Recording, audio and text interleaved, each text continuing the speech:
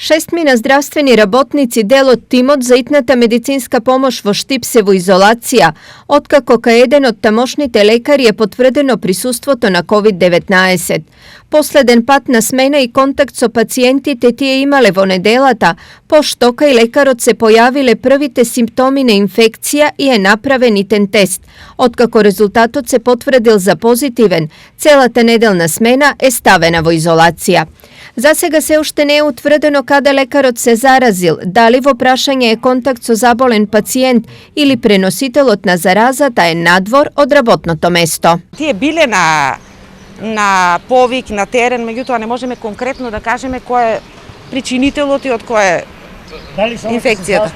После добивањето на резултатите, контактираме со епидемиолошката служба, сите негови контакти се дадени во анкета, ќе бидат контактирани и по предлог на епидемиолошката служба, сите контакти што се со висок ризик ќе бидат ставени во домашна изолација и под здравствен надзор.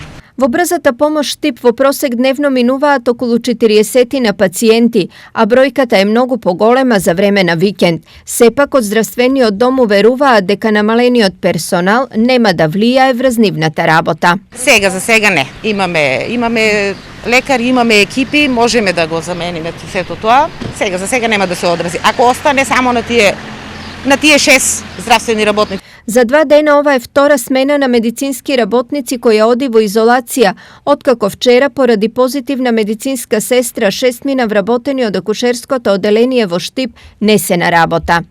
До сега за неносење маски и непочитување на мерките казнети се околу 170 штипјани. Сепак од кризниот штаб инсистираат на превентива и брзо ставање во функција на така наречениот ковид координатор. Апелирам до институциите. Воведете сите ковид координатор со цел контрола и дисциплина на вработените и граѓаните во тек на целото работно време, без разлика дали се работи за време на работниот ден или за време на паузите. Апел до правните субјекти, маркети, банки, продавници. Вашиот ковид координатор да води грижа за групирањето во објектите, но и пред самите објекти, со цел да се запре групирањето на граѓаните кои што го гледаме повремено пред објектите. За една недела транспортниот инспектор во Штип констатирал дури 3 прекршувања во начинот на кој се превезуваат работници на работа. Транспортниот инспекторат дополнително забележа вкупно 13 прекршувања на уредбите и протоколите, и тоа 3 прекршувања кај превоз, посебен меѓуопштински линиски превоз кој се врши за вработени лица во правни лица во општина Штип.